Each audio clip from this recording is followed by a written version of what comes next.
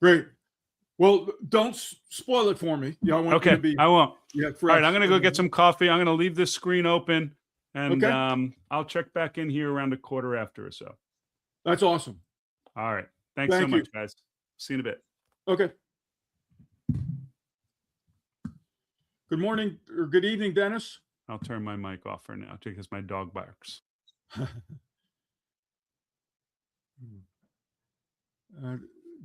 Dennis, you're muted.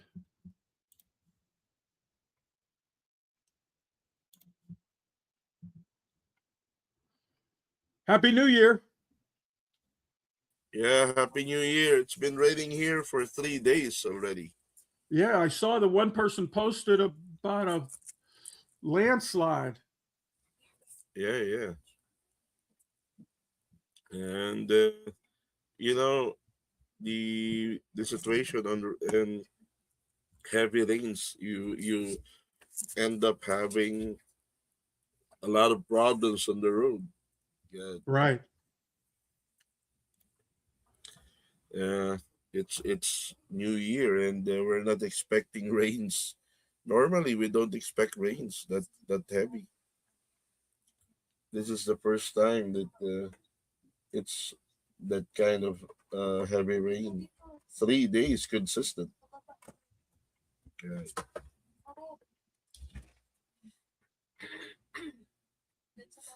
Okay, I'm going to go upstairs and get a drink.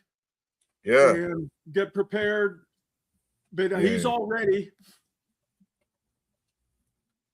Oh, he's the first one who made the 30 minutes preparation. Wow. Yeah, that's good. I've sort of had some interactions with other people, but that's okay. Yeah. I sent out an email, I think, to this constant contact. Also.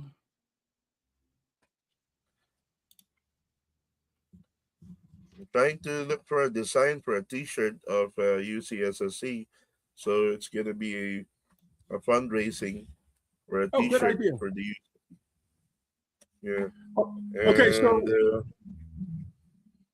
we also need to change the logo. Instead of Aquatics, put Athletic. Yes. That's just put on my list. And I have the open water swim seminar yet to complete, but some of the other things have been growing.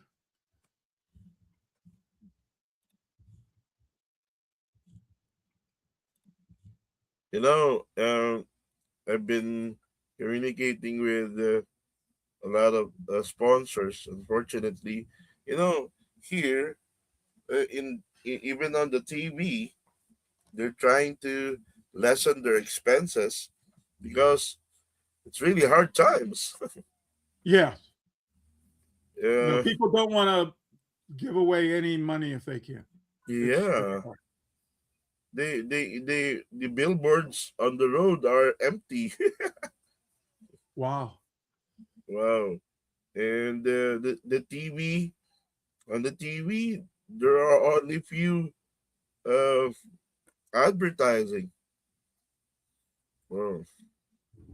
In the Philippines, we're trying to survive. I was contemplating on transferring on another country because the corruption here is too hard, too heavy. It's endless. In US, how's the corruption status? There is a big thing going on now in Minnesota, where a lot of people immigrated from Somalia. Ooh. And with COVID, there were a lot of monies, given away to keep people whole or healthy, or food, daycares and stuff. But a lot of that then was not watched very well. no accounting or accountability, or very little. Wow. And Uh-huh. so a lot of people are going to be going to jail, but it's Uh-huh. there's not enough people in government to watch them sometimes. But yeah, Uh-huh. there's some problems. So now what they did is all aid for people in Minnesota is shut Uh-huh. down. But yeah, so it's it exists. It's not nearly as bad as other places, but yeah, it happens. Yeah, that's nice Yeah, about man. this effort is that it is free and people can learn a lot. Uh-huh. But okay, I think what he'll be talking about today has a little bit to do with this S6 program. That's going to be a bit of expense, but the Uh-huh. information is something that will be good to. Yeah, yeah. Yeah. And Okay, I'm I'm looking going to go forward. upstairs, so I'm Yeah. ready. Okay. Okay, I'll okay. be. I'll be. No problem. I'm going to put my mute microphone off, and I'll be back. Yeah, yeah, sure. Me also.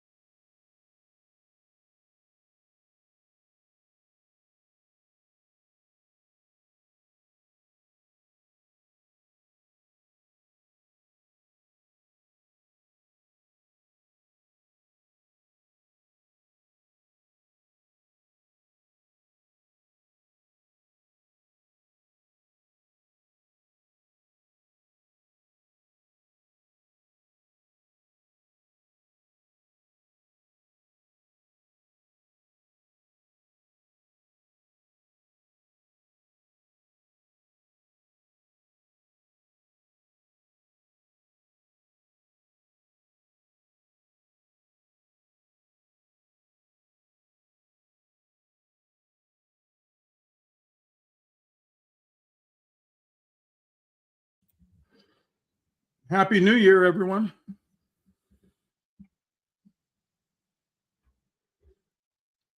The slides for today's seminar are already posted. I'm going to use the chat and give you the link. It's at wafsu.org,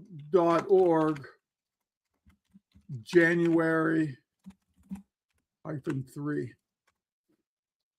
I'd love to hear where you're coming from in the chat. We can stay in touch and better have a understanding. I'm in Pittsburgh, Pennsylvania.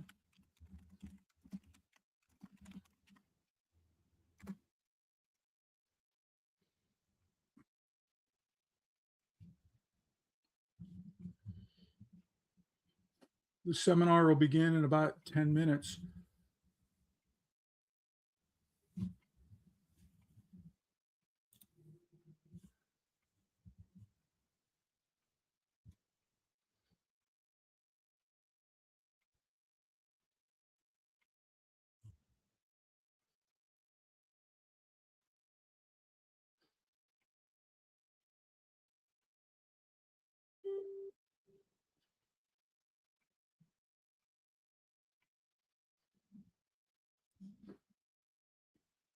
Hey, Dennis, I hope you don't mind. I'm going to play a song that I recorded with our podcast. It'll take a 3-minute song just to keep things happening.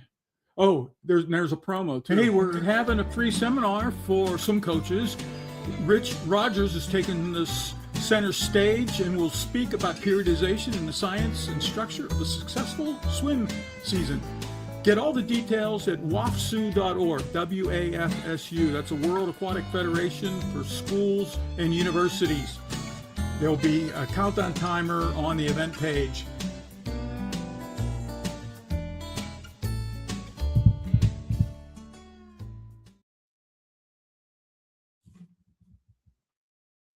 Here's another song for your enjoyment.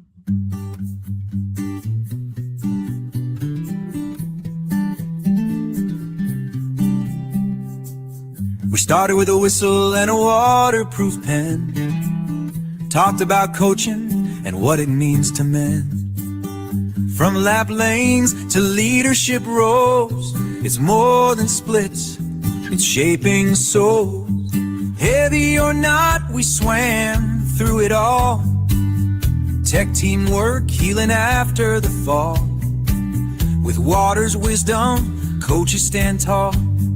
Heavy or not, we surf life's call.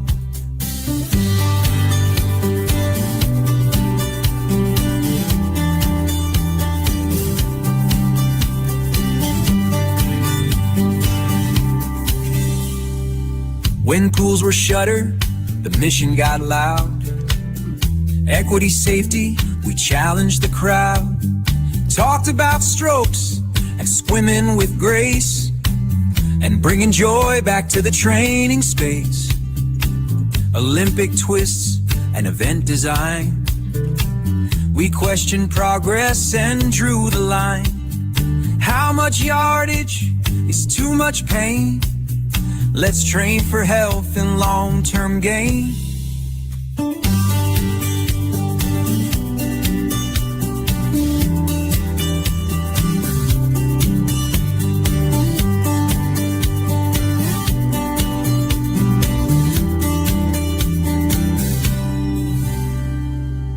Mental reps and taper plans.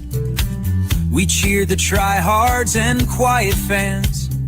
Hyperbaric dreams and rescue gear. Kept it real but kept it clear.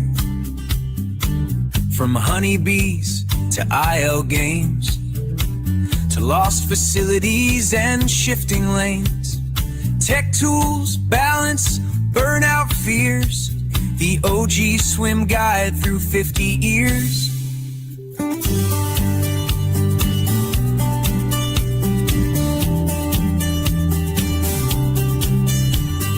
Heavy or not, we stayed in the lane. Shared the stories, shared the pain. From pool deck shatter to tech and rain. Heavy or not, we coach again.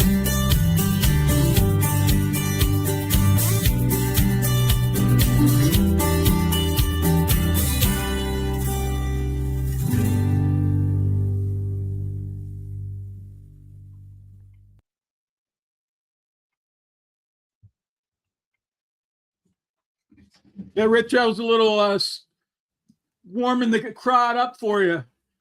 That song was created by AI.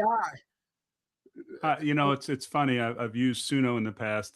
There's so much to do and utilize with AI, and honestly, AI is a blessing and a bane.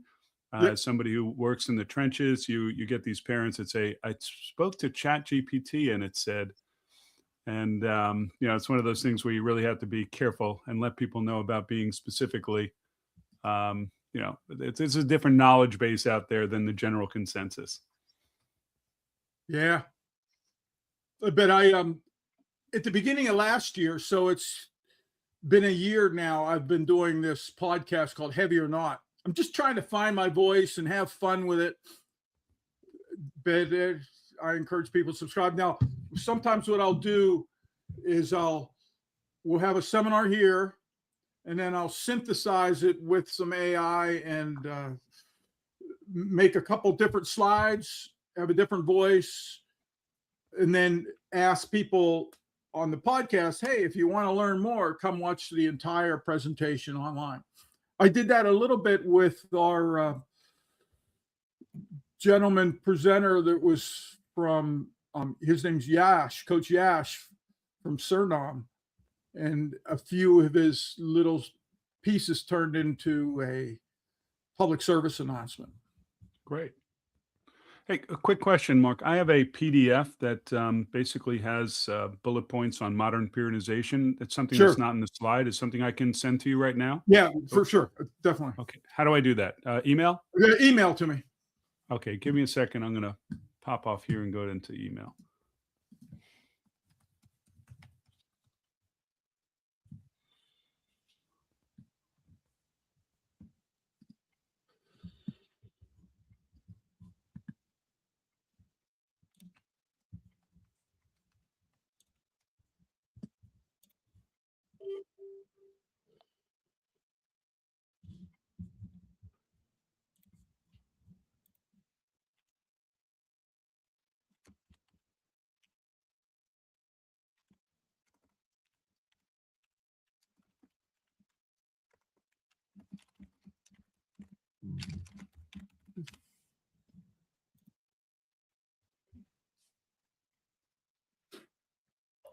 I turned on the recording so that I Okay. don't forget. And I just sent you that PDF. Okay.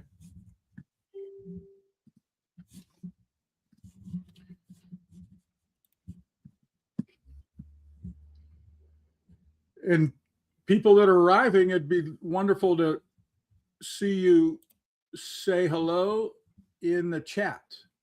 And that's a way that we can figure out where you're coming from, or if you have any questions.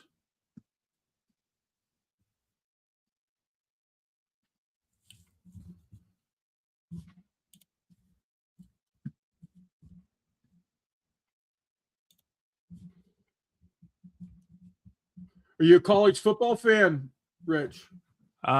Yes, I had one daughter at Georgia and one at Tennessee. And wow. of course, I coached in New Orleans, and you know, they have LSU down there. So I'm basically SEC. Yes. I was working on a thing sometime later. Actually, it'll be part of a future podcast. I think there's a way to fix the college football playoffs, get rid of all this nonsense that's been going on with the conference realignments. It's crazy. The whole thing is affecting so many Olympic sports in such a negative fashion. We have to get that fixed as a country. Right. It's the biggest sports participation thing by miles in high school, you know, and it's difficult.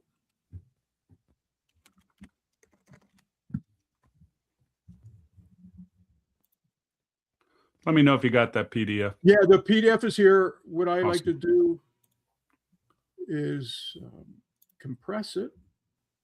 No, it's already compressed. And then I'll put it onto our page at WAFSU that has your slides. Okay, great. So will it be in the widgets area as well? Yeah, I'll do that also. Okay, great.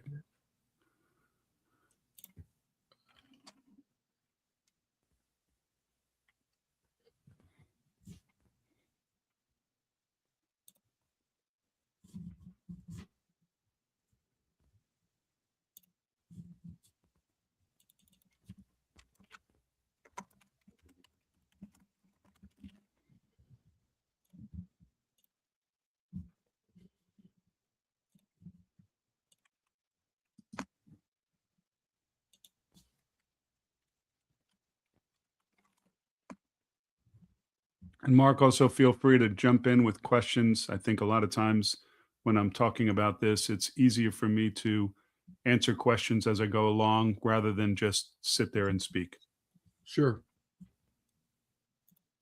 especially after doing this for over 20 years. Sometimes I forget that people are like, wait a minute.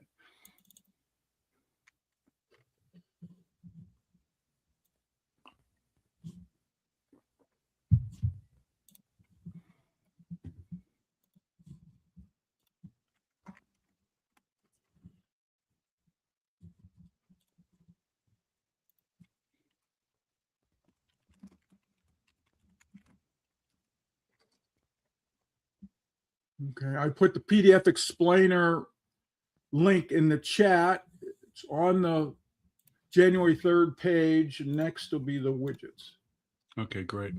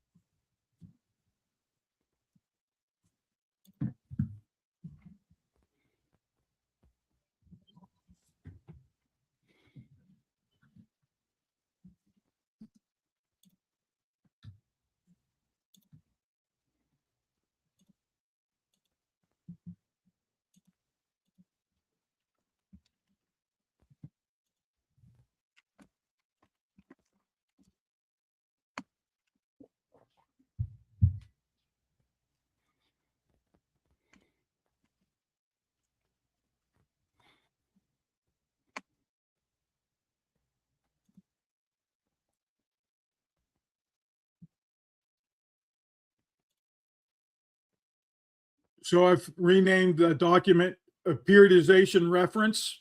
Okay. PDF. It's the bottom widget now. I'll move it up right once. It's people click that Good link, morning. download it. Right now I see a download button, not myself anymore. Right. So that's the if people want to download it on their own computers now, they could refer to that reference. Okay. And how do I get the view back to where we were? Oh, there we are. Okay. Let's start. Good morning, good evening, good afternoon, everybody. And we would like to welcome you for the 2026. We do know that here in the Philippines, most of the attendees are coming from the Philippines. Then it's quite hard since it's about 3 days of heavy rains, and most of them are landslides now on the situation. Now we would like to welcome our speaker, a former national coach of the USA, and had been doing clinics and reach out programs, also coaching, consistently coaching for how many years in the national team of the USA. Okay, we we would like to itemize all of the details, but I would like to give the floor outright to our co-host, which is Coach Mark Rauterkus from USA, a water polo coach. Coach, do you want to add something to introduce our speaker for today? You're muted. You're muted. I'm sorry. Happy New Year, everybody. I think it'll be an interesting talk. Some of the background materials are just going to blow your minds if you have never seen this before, but it's very much out of the tradition of seasonal planning. Let's hear from Coach Rich. Let him tell us about it. Hi, guys, everybody. Happy New Year. I hope you're all doing well. Sorry to hear about any terrible weather and situations. Thoughts and prayers go out to everyone that's affected. Well, I'd love to start out by saying that sharing what you know is a privilege, and I appreciate the opportunity to do this. And anything that I can do to help in the future, feel free to reach out to me. My contact information will be there. If I need to explain anything to you on a personal level, I'm always available to do that as well.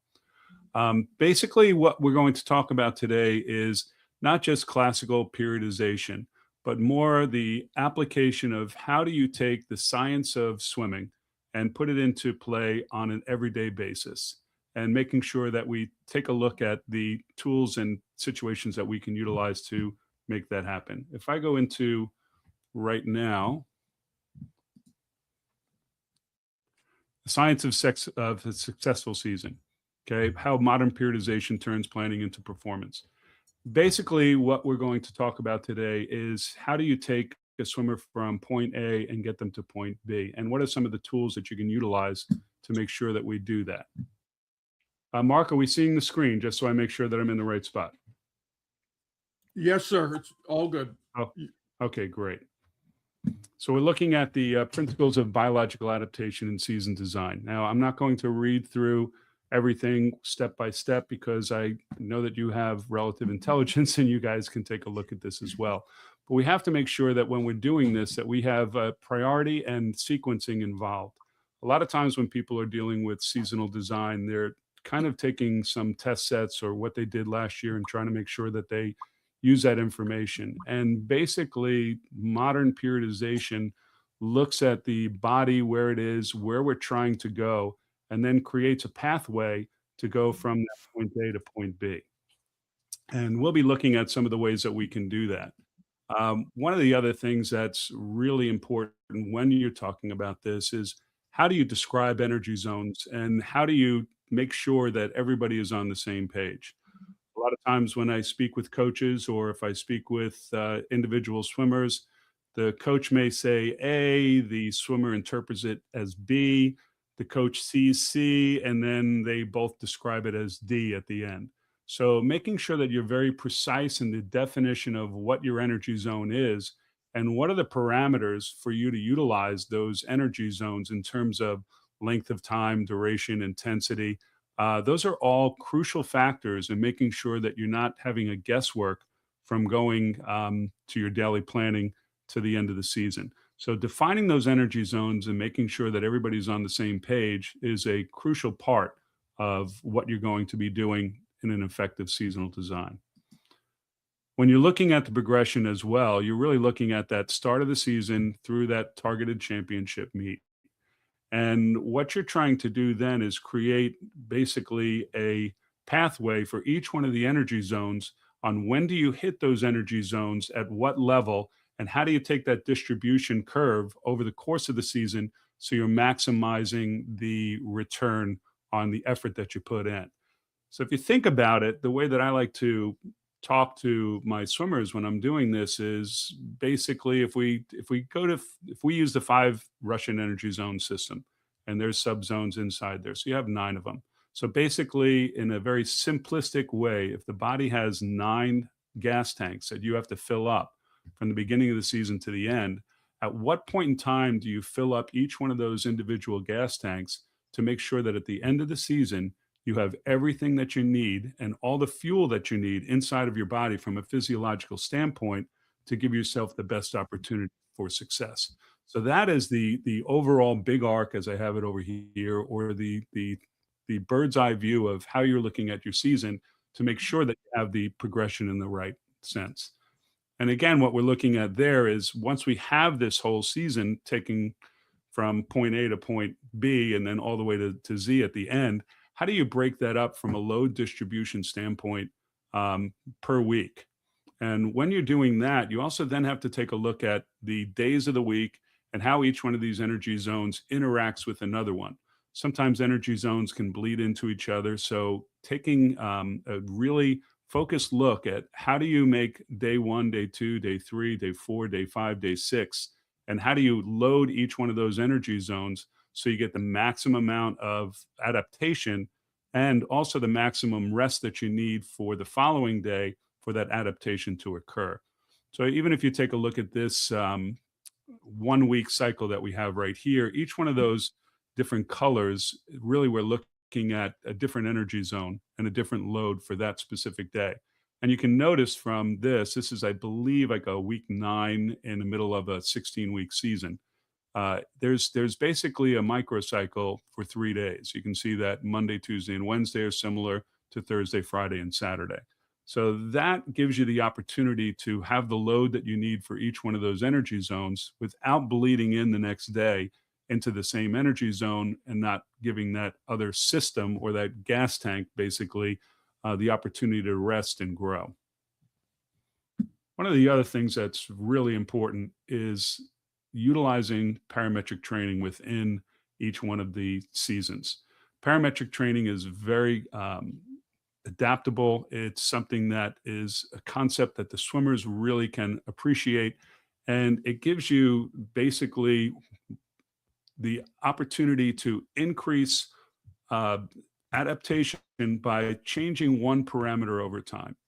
So for example, if we're looking at, we want to increase basic endurance, and we're looking at starting at week 1 of a parametric set that might last for 8 weeks, starting out with 6 100s on 130.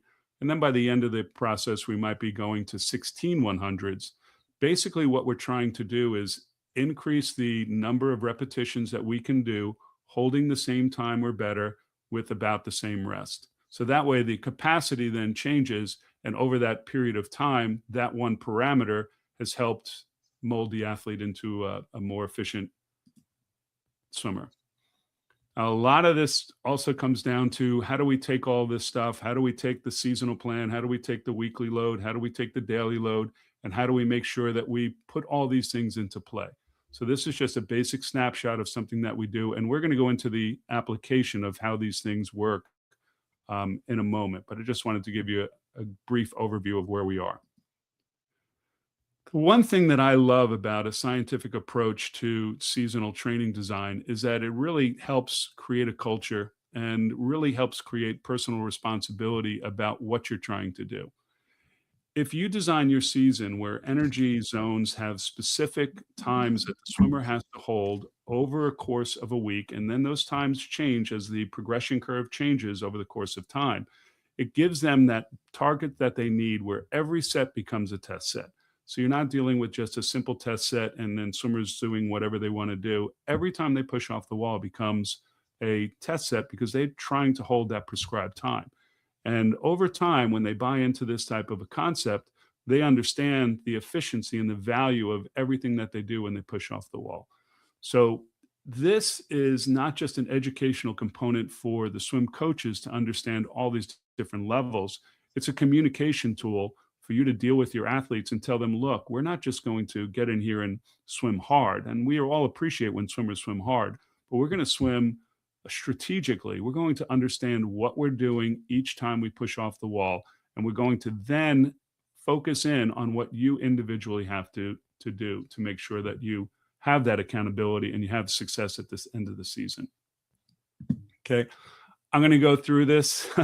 I threw a bunch of stuff out there. I would love for you to see how the season is structured, how we do this, but also I just want you to realize that too many times in our environments as coaches, we have lost the ability to help every individual within a group because it's very, very difficult to have targeted times for everyone.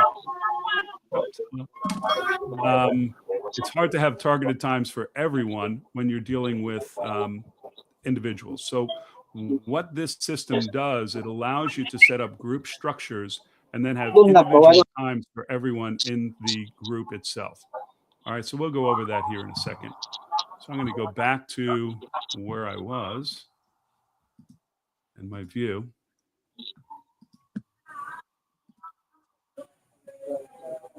Okay, Mark, if you could help me out here. I'm stuck in the widget view.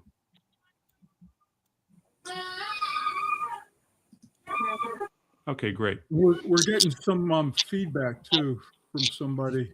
Yeah, I hear somebody's not muted. Guys, can you mute? Requesting for mute.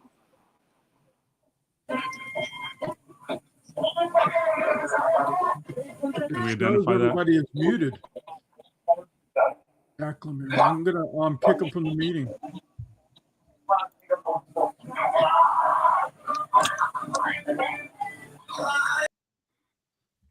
Okay, great. All right, so what I'm going to do now is share my screen.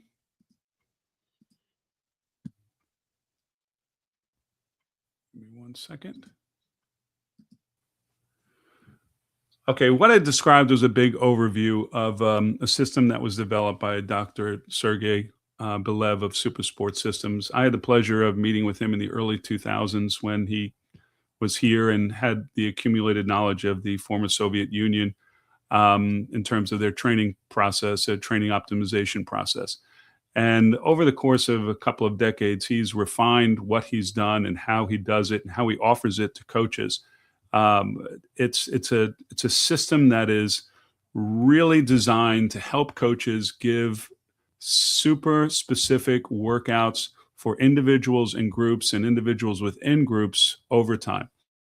So I'm going to give you a brief overview of how this works and show you how powerful it is. And I have no financial stake in any of this. I just want to make sure that people understand that there is a tool out there that can help you go from where you want to be to where you want to go just by following some simple guidance and know that the science behind it is real. All right, if I go right here, right now I just set up one swimmer, and this swimmer basically just finished in the short course yards at 2:02:39 for his 200 breaststroke, and he's 15 years of age. We're going to target a result at the ISCA Senior Cup, just under 2 minutes, which is a 1.96 progression rate over the course of 13 weeks. Now, I want to show you also, maybe I'm going to share the screen again. And can you see this graph, Mark?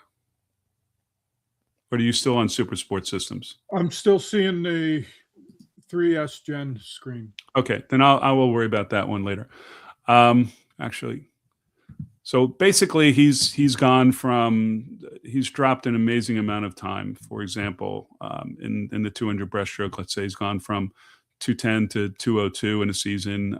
And so these types of progression rates are not unusual when you're dealing with the 3S suite of tools. So right now what I'm going to do is go to the season setting. You can see that I put in his information, where we are, where we want to be. I can go into the second profile.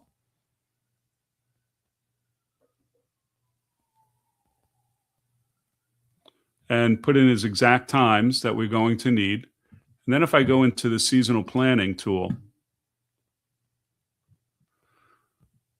what this does is it says, okay, if you're starting your season on 12/15 and we're going to end it at the ISCA Senior Cup in March, these are the weeks that we're going to go, and it breaks it up into the 4 phases that 3S utilizes. You have the pull-in phase, the accumulation phase, the realization phase, and the taper phase. This big black line right here basically shows you the accumulated yardage that you're going to have over the course of each one of these weeks. This is yardage, this is time. So we're starting out with a low amount of yardage, we're pulling in, and then we're building up during the accumulation phase. The realization phase, it goes down because intensity goes up, rest goes up, and then we have our taper at the end. And this is not warm up, warm down, or recovery. And these are the individual energy zones underneath. And you can see how during the course of the season, each one of the energy zones is targeted at a different amount at a different time. So what you're getting here is based on a progression curve of where the season starts, where you want them to be. You can see right here around week number 8, he'd be at his season best time, and then going through on the progression curve. This progression curve also allows us to determine what percentage of speed the athlete will be doing for each one of the energy zones over the course of that week. So the times and the paces for your energy zone prescriptions change over time dynamically with the progression curve for that athlete for that particular season.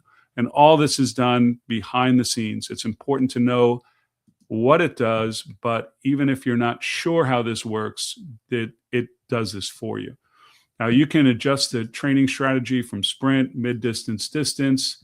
If you are really experienced with how you want to move these, you can actually go ahead and edit what we're doing. Let's just say for this particular athlete, I know that I want to do 9% of zone 3. I can save that. Everything will get dynamically adjusted. It'll take away from the 1B. And just so we're all clear, 1B is the smoothest of the energy zones, and 5A is the fastest of the energy zones. And if I go back over here now, we can take a look at those zones a little more clearly than in that presentation. This is basically the definition of each one of these energy zones. And this is a zone description. This is the time limits of each of those in terms of work. And you can see that in each one of them, they change. This is important because when a lot of times when coaches are designing sets, they design the sets sometimes outside of the energy zone's parameters. And that makes a difference because if you're going, let's say, 20 minutes of work and you think you're doing 1B, the body really can't sustain that over time, and you're really going into zone 2. So it's important when you're designing these sets that you have these time limits in mind, understanding what it is. A 3S will take your workout.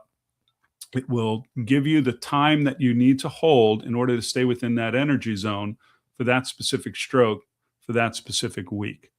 So all these things get taken into account. It gives the athletes basically a targeted for each one, a targeted set and what they would really like to do for each time they push off the wall for every set. Let's going back to the season right here in planning. So we have this season right now, and for this particular athlete, he's in week number 3, just starting the accumulation phase. So what we're going to do is look at the week density. How does 3S and how would a coach take these specific numbers and break them up throughout the course of the week? So I'm going to go in here into the weekly density.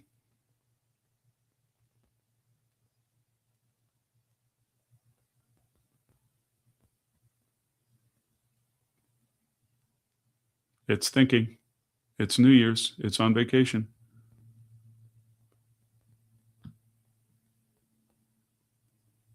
I'm not sure what's happening there. Let me reload it.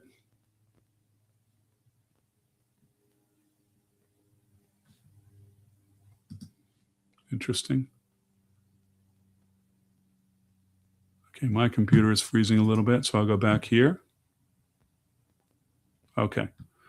So as you can tell, we're in week number 3, and there's not that much diversity of energy zones, because if I go back to week 2, for example, you're going to see it's all 1A and 1B. So we're just doing a pull-in. We're getting the season done. We just had Winter Juniors, took a transition week, getting back in the water, and we're trying to create that aerobic base. One of the things that I've spoken to coaches about that's really difficult is holding the swimmers back. A lot of times they've just finished a successful meet. They're pumped. They want to go. And it's not the time to jump into those higher energy zones. If they go into those higher energy zones too early, let's just say your body has the ability to go 8 weeks or so at that type of intensity. If you do it too soon, you're going to lose that aerobic base, and you might get some good mid-season results, but then you're going to have fatigue, a little bit of overtraining at the end, and the swimmer will be flat. So it's important to take a look at where you are in the season and make sure that you adjust that. And one of the ways that I challenge the athletes when we're in these 2 or 3 weeks where it's a lot of 1A and 1B is this is a point in time where you're thinking about distance per stroke. You're thinking about not breathing in and out of the walls. You're thinking about your underwaters. You're slowing things down. You're really focusing in on the technique, making sure that they can hold these times with perfect technique. So that way, as the season progresses and the energy zones get more intense, they're holding the technique that they garnered through the early seasons when the higher energy zones hits. So we took a look at week number 3, and you'll see that's when we introduced parametric as well. So for this particular athlete, the parametric set is starting out at 6 100s. And there's also another parametric set for 4 200s on Saturday. Let's go to week number 9. So week 9 is pretty intense. All right, so you can see that we're already up to 13 100s and 9 200s. You can also see that we're dealing with zone 2, zone 5, zone 3 on different days. And the intensity level is absolutely high. This is when the art of coaching comes into place. How do you prescribe sets for these different athletes to make sure that they have the ability to sustain the times that they're supposed to do, and you're presenting in such a fashion that they can intellectually and physically handle it? If I go into workouts, there is a workout generator inside of 3S. But what I try to do is create my own. And in doing that, I go into expert mode. And just for example, if I wanted to just show you how this works in terms of prescription. All right, so we are in week number 9. We're looking at an athlete. We're going to pretend that he warms up. I'm going to go in here, and let's say we're going to do a set in aerobic power. And we are going to do, say, 2450s. And let's do it breaststroke. Oh, that'd be horrible. We'll keep with freestyle. 15 seconds rest, and we're going to apply this. So what we're looking at here, okay, is the time that he needs to hold is 23.87, getting about 15 seconds rest. Okay, this is the zone that he's going into, zone 3A, excuse me, for freestyle. This time is relevant to week number 9 inside of this season that we set up. And if we go to a different week, we're going to get a different time based on the progression curve. What this does, it allows you as a coach to prescribe exact, pinpoint, accurate send-off keep times for each one of your athletes. Now, the thing that I haven't shown, because this is an individual athlete, is inside this program, you can also set up groups. So if this gentleman had 7 other people in his training group that were similar, that were going for the same type of event, then we could put them in, put their best times. And then if I go ahead and I do 2450s, one might be 2387, one might be 242, one might be 244. And each person gets an individualized time based on their specific needs for that day or that week inside of that season. So the power of doing this on a global scale for your athletes and giving them the individualized attention that they need to get their times is amazing. What this does in terms of communication, in terms of education, in terms of culture, in terms of responsibility is amazing. And once you get buy-in from the swimmers, from the parents, from the coaching staff, and everybody understands that, I call it the 11th commandment, know thy time, hold thy time. And by doing that, you're going to see amazing results at the end of the season. I've been fortunate to utilize this with many athletes, and there's so many times where I can say the goal time that we've had has been within tenths or even less than what we put in at the beginning of the season. How you put in a goal time at the end is also very important. You cannot just take somebody and say, hey, you go 25, we're going to have you go 19. You have to obviously know what the progression rate is for that athlete, where they are in terms of their technical expertise and more. And basically, you have the framework that you need from a seasonal standpoint, from a weekly load standpoint, to a daily standpoint, to a set standpoint, to an individualized send-off standpoint, to give the precise prescriptions for what each athlete needs for every set, every day, to make sure that they have the opportunity to get to the promised land at the end of the season.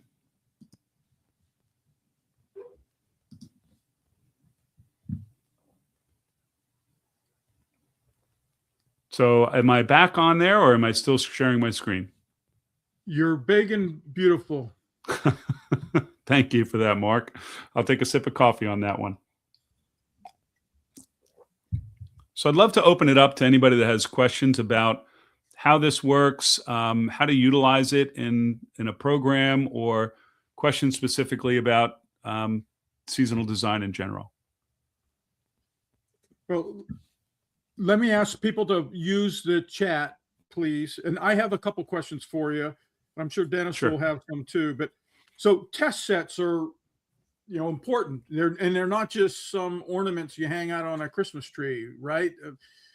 You give me a little more of the framework for your favorite test sets and how they integrate into your season.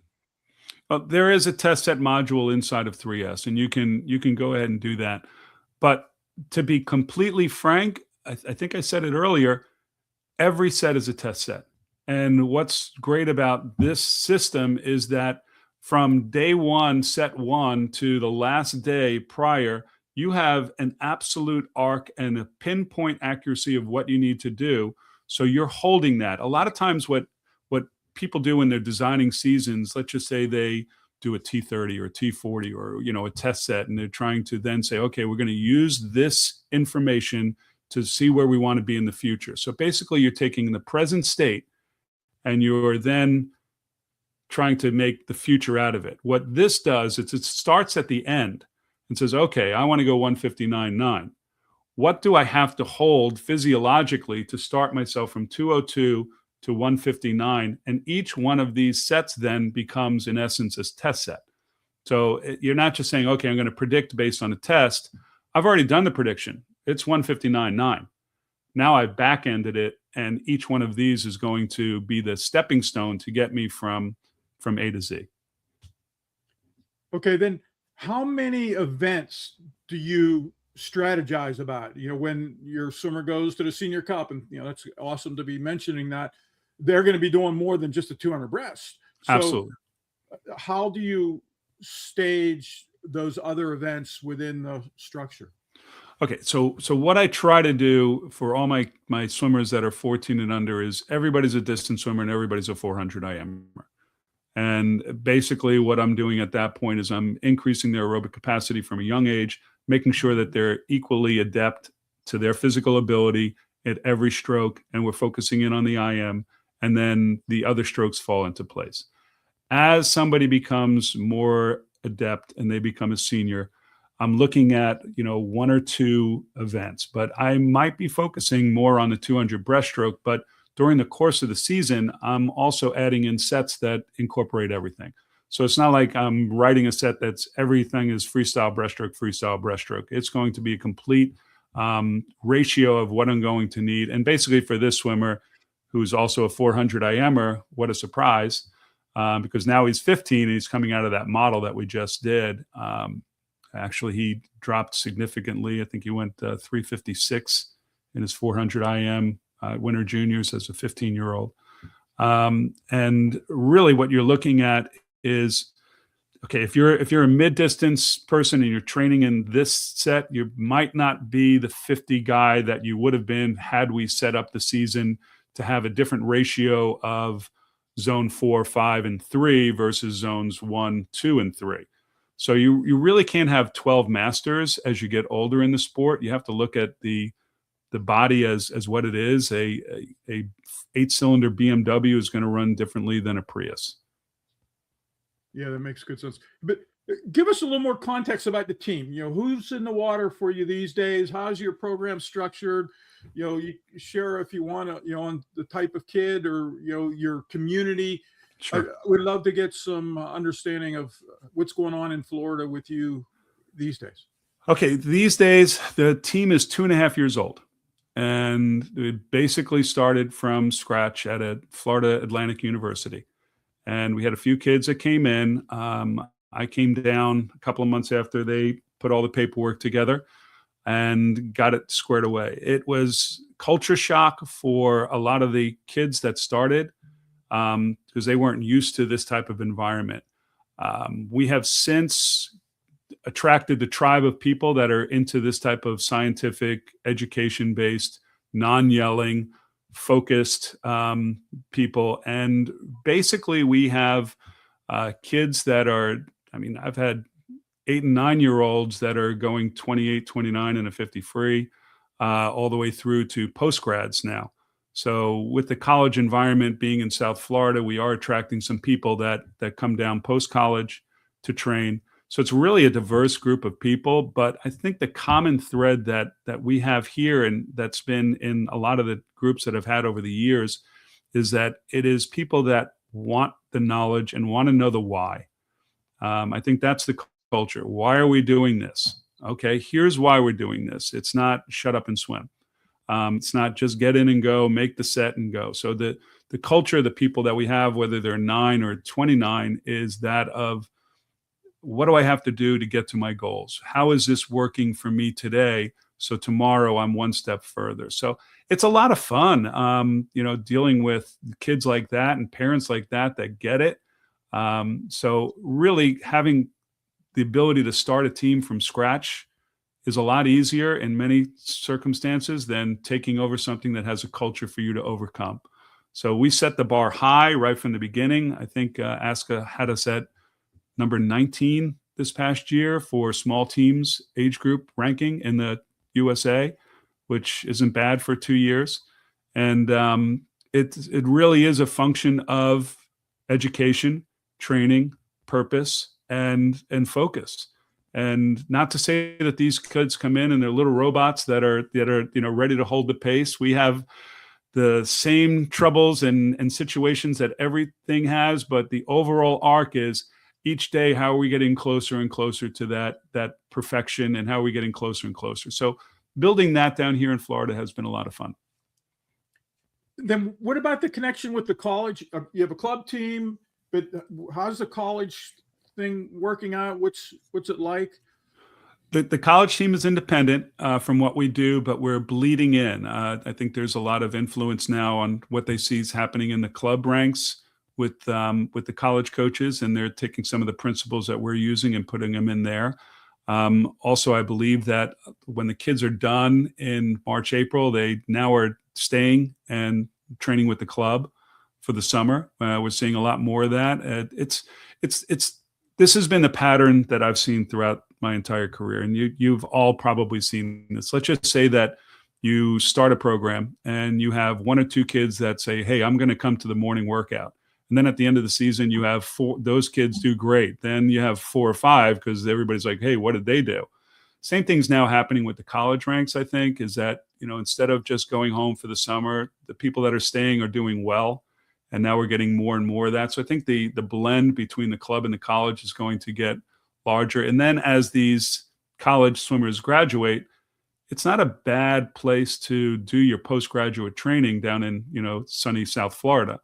So they have connections to the area and they can stay. So I see where we are as not just a age group place for the locals, but I also see it as a potential post-grad center of excellence moving forward. And then what are the facilities like? We have a 50-meter outdoor pool with an attached diving well, 25-yard pool as well. One of the things that we're fortunate to have are a lot of the things that you need. I was fortunate to learn a lot about the pulleys from Randy Reese on my time at Clearwater, And those are integral to what we do as well for in-water strength and training for what we do to supplement what we do in the water. So we have 7 power towers, so everything that you need is right there. I mean, you're no worries about the weather.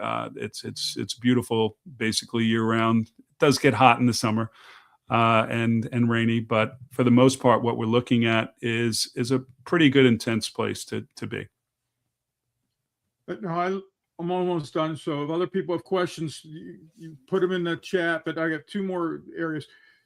So you mentioned, and I loved that the communication pathway, it gives you a lot of chapters to talk about with the athletes, this scientific foundation. So now, what about, how do you communicate with the kids in the program and the parents and their guardians and internally and with other coaches? Is it with texting, or is it with email, or do you just keep it all one-to-one on in person on deck? So how does some of those other just nuts and bolts communications happen? Okay, we did not set this up. Okay, guys, this is not a setup.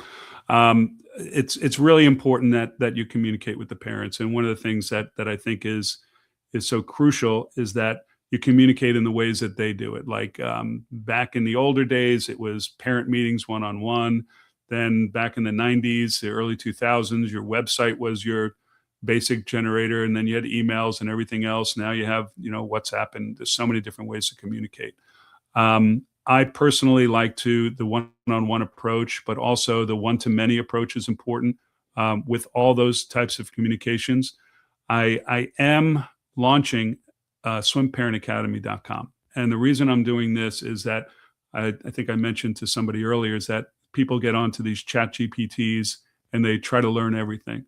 So what I'm trying to do for my own families, and what I hope to do for other families as well, is get a knowledge base of all the different things that you need from a mental training standpoint, from a nutrition standpoint, from how do you approach race day, and what are the different things that you do, not technical, not training or anything else, but how do you help the parents learn what they need to do to effectively support the swimmers. So to circle back to where I was at the beginning, I think people now, they use this. And if the app is what I've created is going to help the parents say, okay, I'm gonna ask ChatGPT, but really it's rich GPT because the knowledge base is in there. They're not then going to get generic internet advice. They're going to be able to get the knowledge base that I've put in there and then talk to me as well. So I think in 2026, it's important, again, to meet them where they are. And for me, it's creating that app. So they have access to my knowledge base 24/7 in addition to me as well. So it's not just an article on the website anymore. It's an app on their phone that they can utilize. So I think that's the next generation of parent communication. And I'm going to be launching it the next day. So thank you for that question. Well, after the seminar, let's go under the hood, you and I. And okay. I would love to be able to share some of our ISCA resources and promotional opportunities, and because we've been working on some of those higher level communication things as well. And that would be phenomenal. Okay, then my last question is Matt from Tennessee. Yes. You've been collaborating with him. He's going to be into the ISCA Hall of Fame in the future. So Great. Could you give me a story or background on your long-term relationship with him and the software and how you have collaborated, and anything that might strike your fancy in that regard? Sure. The thing that I think everybody who knows Matt knows is that he's a thinker. And what I think drew him originally to what Sergey was providing, it also drew me into that, was the ability to be precise. Fortunately, my oldest stepdaughter also was swimming at Tennessee. And a funny story with that was he wasn't at Tennessee at the time. And he was, a spider. And, I was talking to her, I'm like, look, you might want to go swim with this guy, Matt Kredich, because he's very much in line with what I am. And I think one of the one of the key elements for people to go from their club to their college is creating that marriage with the right coach. And a lot of times, if you come from a program like mine and then you go to somebody who's a different way, it might not be a great marriage, or vice versa. I mean, there's people that come to me and there's parents that are like, hey, you're not mean enough to be successful. And I'm like, okay, we're not the right fit. But I was encouraging her to really consider, going to Richmond, I believe. And it didn't. She fell in love with Tennessee, and it was great. And she went there, and then the coach retired, and they got Matt in there, and they had a great relationship. But the thing that always impresses me about Matt is that he's always learning. He's not stagnant in where he is. And I think that's what separates good coaches from great coaches is, yeah, I have all this. But the minute I stop learning, like Matt, the minute I stop trying new things, the minute that I stop, I think that's when you die and you're stagnant. So the biggest thing that I have with Matt in my mind is his absolute ability to learn, synthesize material, and then create ways in which he can take that material to his athletes and translate it into success in the pool. I love watching his athletes swim and watching him do what he does. Dennis, I'm sure you have something to say. I'm going to turn my microphone off and listen. But you're trying to mention Matt of University of Tennessee. Yeah, right. Yeah, Coach, I just wanted to ask on your opinion as a national coach of USA. Most of the most of the great swimmers like Hosoke Kitajima, Michael Phelps, and others, the superstars of their country, are doing personalized coaching. Okay, most of the coaches, which is aiming, normally it's about 3 to 4 swimmers for the elites. Now, for the sake of the new ones, okay, here, and which is not yet on the level of elite coaching, okay, Coach, is it possible for you to give a bird's or simple explanation? What is the difference between the elite level, cream of the crop, to the junior or national team? Because why is it that they're focusing on a personalized coaching basis? Yes, Coach. So that's a great question. And one of the things that I was trying to allude to when I was doing the presentation is that too many times swim programs, let's just say you have 1 or 2 really good swimmers and you have 32 kids in the pool. Okay.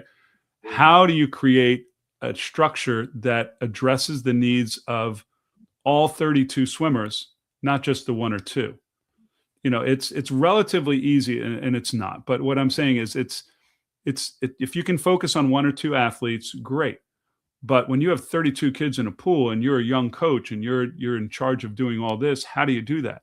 That's where a tool like 3S comes in, because you put all 32 swimmers in, you create the season that you're going to go from point A to point Z, and then you get the times that all 32 need to hold. Break them up into their lanes, what they need to do. And what I do is then on the lane sheet, I have all the different times that each one of the swimmers needs to hold. And then I have a master copy of that. And I can see from a bird's eye view throughout the course of the swims if they're holding their times or not. There's also wearables that you can do that can track that as well. There's so many ways in 2026 that we can make sure that the swimmers are doing that. But you can't do that on a personalized basis in a large group if you don't know what everybody needs to hold. That is why it's important to set up the season for each one of the individuals to get that personalized attention that they need. And I implore, especially younger coaches that are dealing with multiple athletes, to really sit back and say, how am I going to add the personalized environment for every child or every swimmer or every athlete that I have the privilege to work with all season long? And think about a tool like this or some other tools that allows them to have their own personal workouts. Because you're right. If you're dealing with 2 or 3 kids, coach, and then you have all these other ones, how do you create that environment for them? Yeah, but normally, coach, in the national team there are expectations. So if you are handling elite level, um, you're trying to compute 2 hours is 120 minutes of attention. The 120 minutes of attention covering 3 swimmers or 4 swimmers is already too much.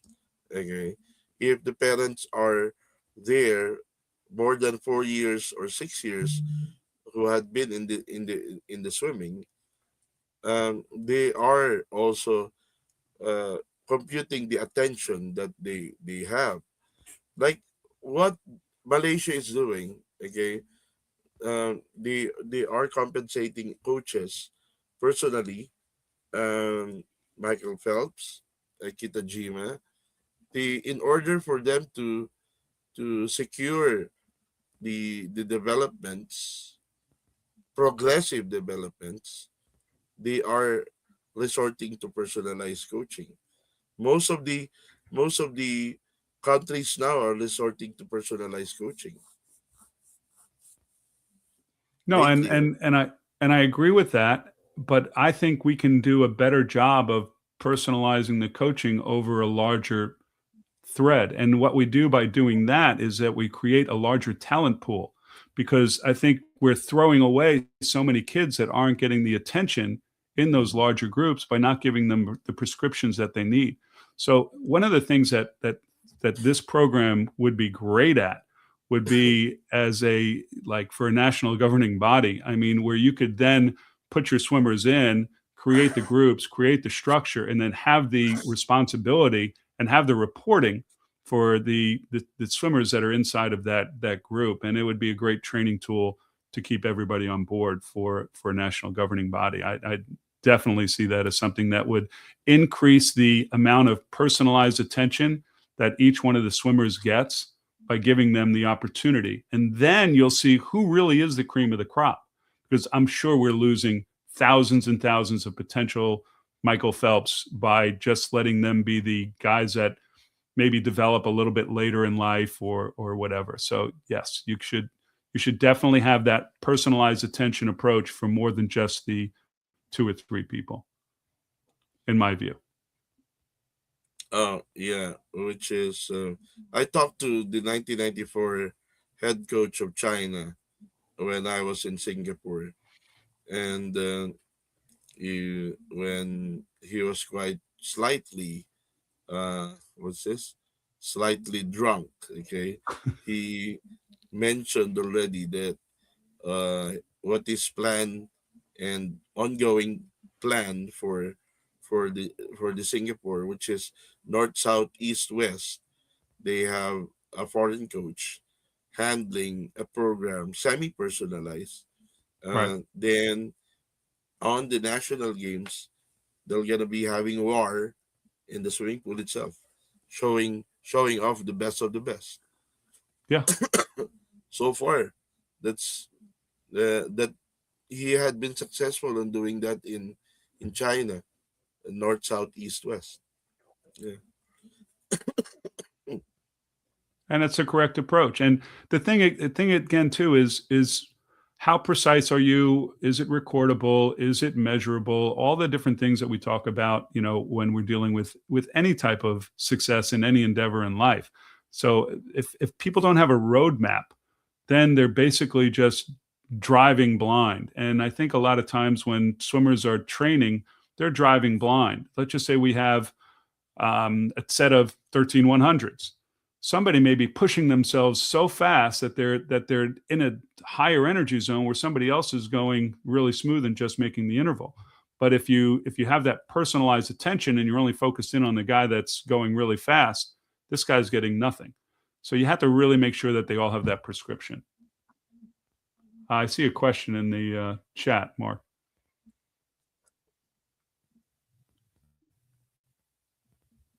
Yeah, you can address it. Okay, thank you. So I think EVA Training Systems asked talent or genetics in terms of choosing the next great swimmer, or should it be both? You know, it's let's be totally honest and real. Okay, the elite swimmers are cut from different cloth. They move through the water differently than the rest of us mortal humans. I think that everybody has a potential to be an amazing athlete, and that comes down not to just talent or genetics. It also comes down to training. It comes down to opportunity. It comes down to support. It comes down to nutrition. It comes down to mental preparedness. I mean, you look at the difference between, there was a study in Florida a while back about the difference between the 5 best tennis players in the world and the top 25, and the top 5 would always see a negative situation as a positive. So you can have the greatest genetics in the world, but if you don't have the mental capacity to do it, or if you don't have the training, or if it's not personalized, the genetics are only one of the contributing factors.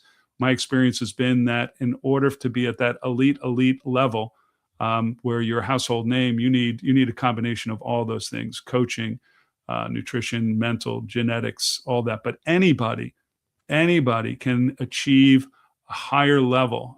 In the United States, I think of it more as a junior national level swimmer, even if you're not as talented, but you do those great things well. Hopefully that answers that question.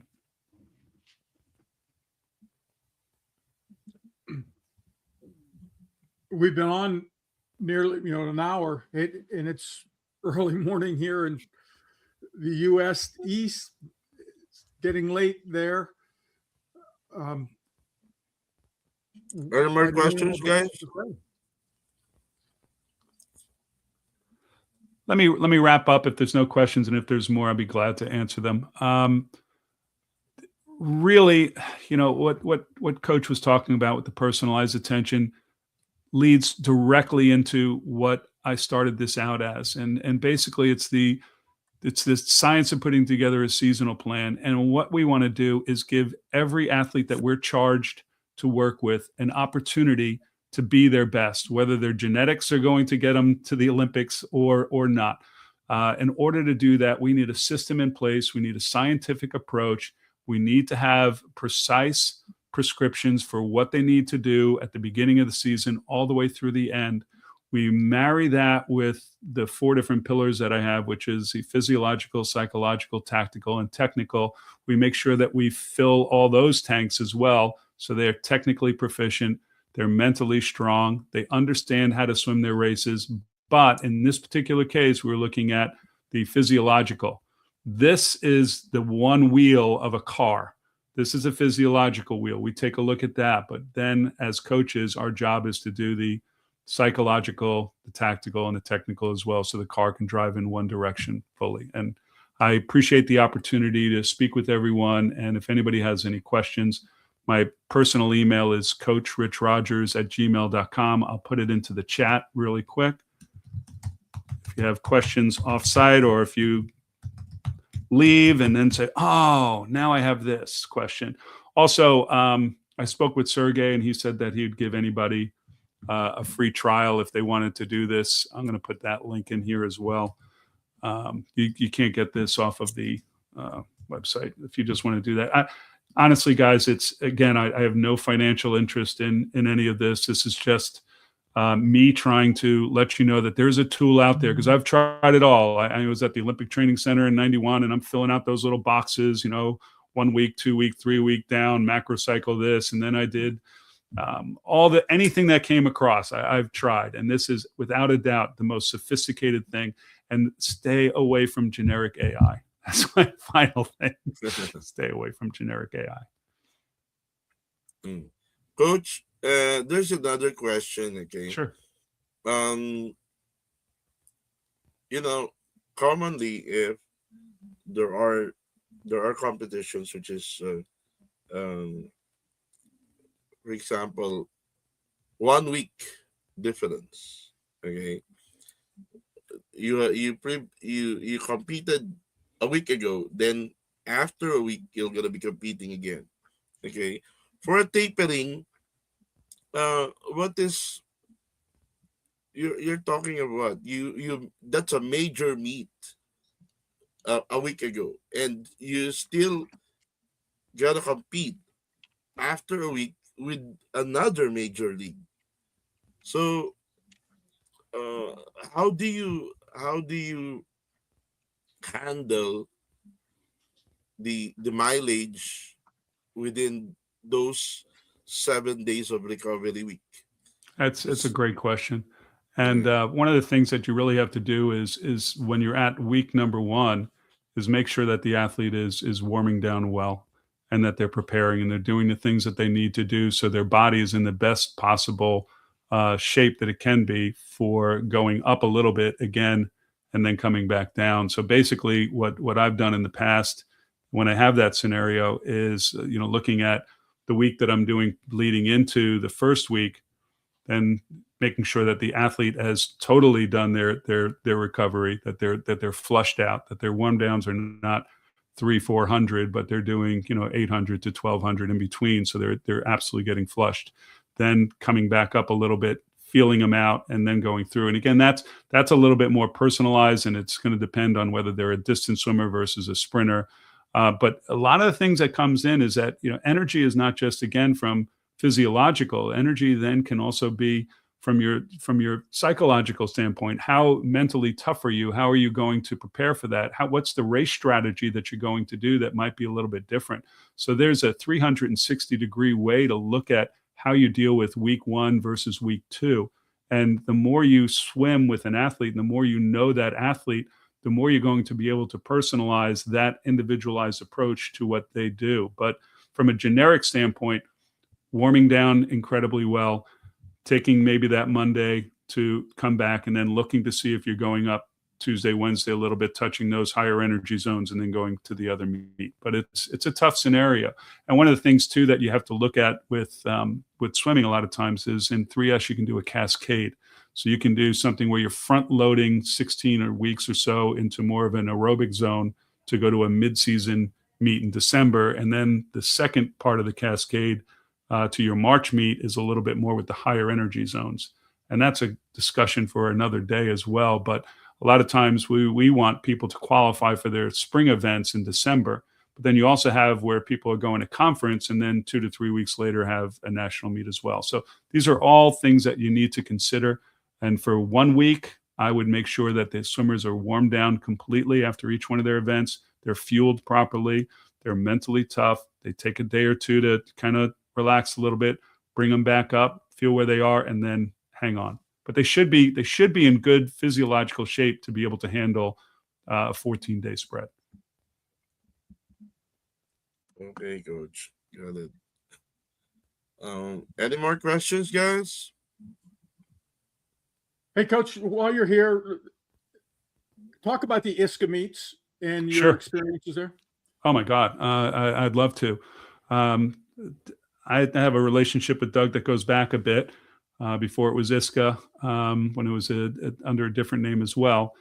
And I was also one of the first people to do the NCSA meets in Belmont in the early 2000s. And there was a bunch of us that were almost banned from USA Swimming for doing that, our own junior national meet.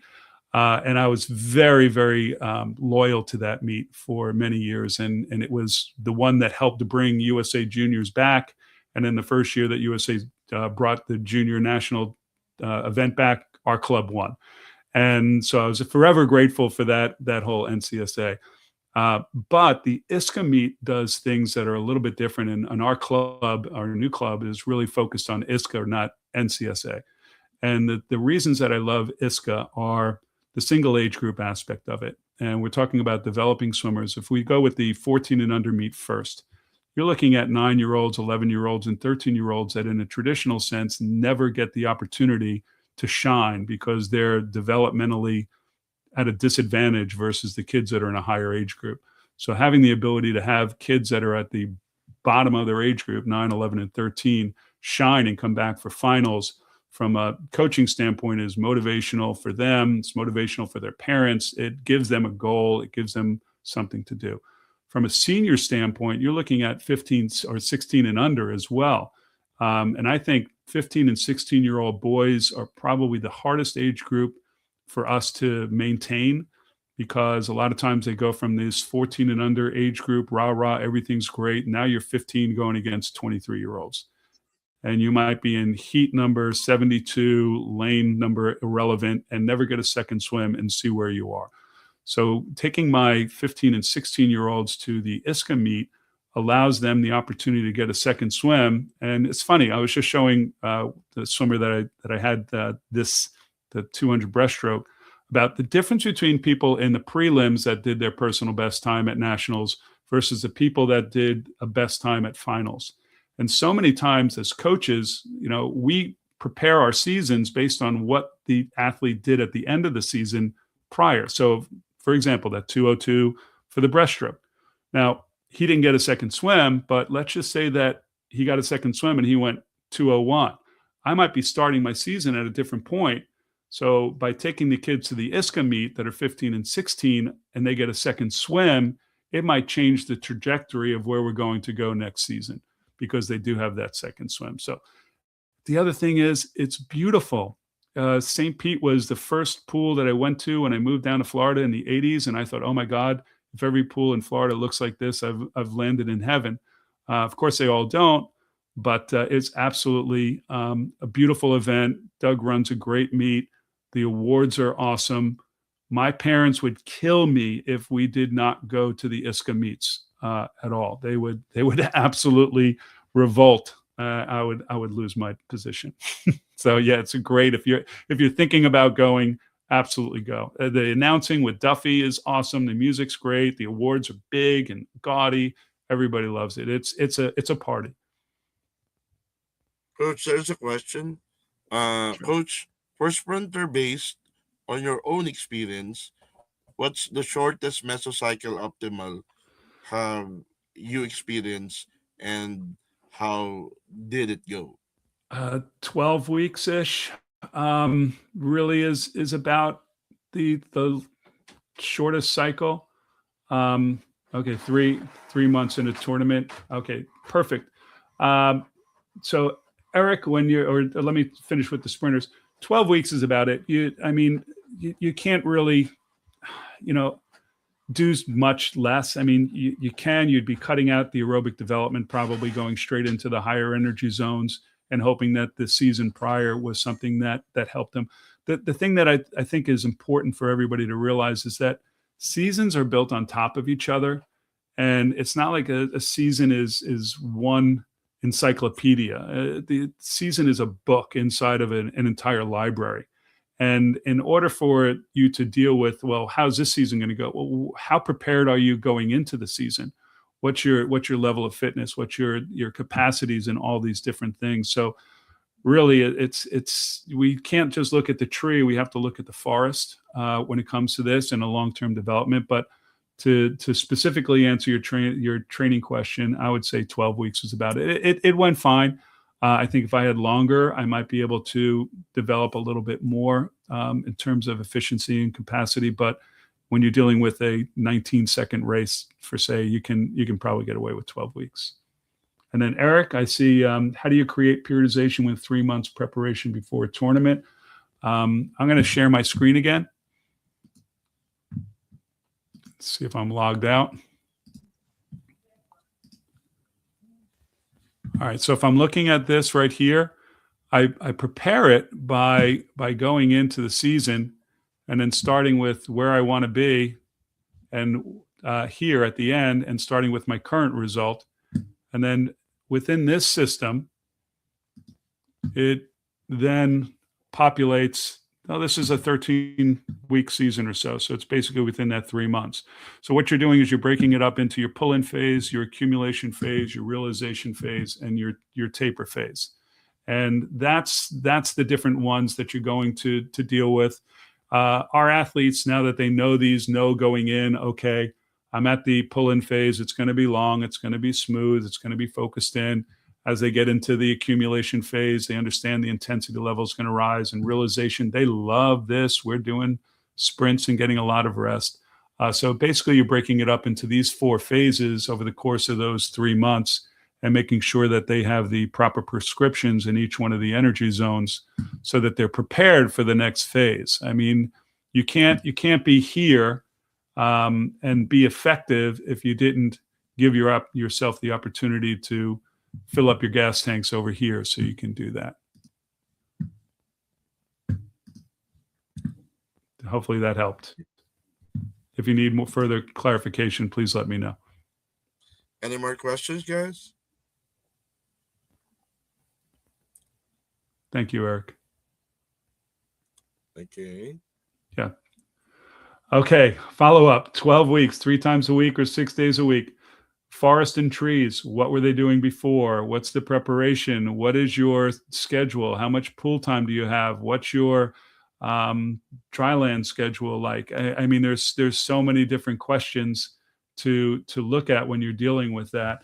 When I'm dealing with higher level athletes, even age groupers, I'm looking at 6 days a week. I offer 4 mornings a week as well. So they're looking at basically 10 workout sessions plus dryland plus mental sessions. So there's a lot to go with it.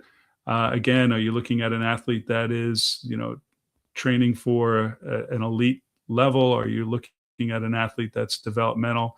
So again, seasons are built upon seasons. If somebody's doing 3 times a week, then maybe you're bumping it up to 4, then 5, then 6, so you can get that opportunity. Then adding mornings, then adding dryland. One of the things that I hope you don't do is just start somebody from 0 and take them to 100 right from the beginning. We have to ramp up athletes' capacities to make sure that their body and their minds are ready for it. And then the other person that you have to deal with is, are mom and dad ready for it? If you create something where, okay, the kids have to be here at a certain time and they can't do it, and the parents do that, you might burn out your parents as well. So one of the things that I do with my group is I have 0 minimum requirements. I let the kids come when they're ready to come. And if I ask for 90%, I get 90%. If I teach them why they should come 100%, I'm going to get 110% buy-in. So whether it's 3 days a week or 6 days a week is really a function of what they did prior and what your end goal is. But if you want to give me a specific, I'd be happy to give you any recommendations that I would have. Any more questions, guys? Oh, Coach, we don't have the right words to say thank you, and we are actually on our first on this 2026. Okay, and we have this opportunity to be with you. Okay, although I know that Philippines is having a hard time on the internet, especially for the province, especially Africa. Okay, we're having a hard time with Africa if there are problems on the internet on their situation. So the attendants are commonly from Africa, Philippines, and Bangladesh. Okay, Thailand is here. Thailand, Timor Leste is here. Okay, and sometimes India is here. Okay, we hope that this will be there will be another session that we can go with. Okay, uh, Coach, thank you very much.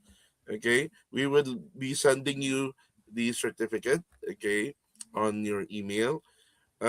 Guys, can you open your windows? We can take a picture. Guys, can you open your windows? Richard, Eric, wow. Happy New Year, guys. Hello. John Santos. Okay, let's take a picture, guys. Kindly send the picture to the to the group chat after this. Okay, again, 1, 2, 3. Can you make it a point that your face is in the middle? Okay. 1, 2, 3. Okay. Thank you so much, Coach. Okay, everybody, let's give a heart, okay, on the chat box to show appreciation to Coach, okay, and let's show a thumbs up again all together. Take a picture again with the thumbs up, okay. Thank you so much, Coach. Thank you. Happy New Year. Thank you. Happy New Happy New Year. Year, all. Thank you. Happy New Year. Stay Okay. safe, everybody. Thank you. Thank you. Bye bye. Thank you, Coach. Thank you. Coach Mark, Happy New Year, guys. Happy New Year, everybody. Happy New Happy New Year. Year. Dear Coach, thank you. Thank you. Thank you. Now, Thank as you exit, you'll be asked if you want to make a recording. You can do so if you want to leave us a message, and we'll be able to replay it in our future events. Thanks, Coach. Coach, can you give a recording of saying hi to the UCSSC members? Okay.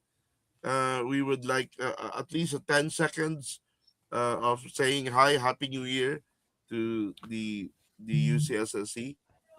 Okay, Sure. Coach. Sure.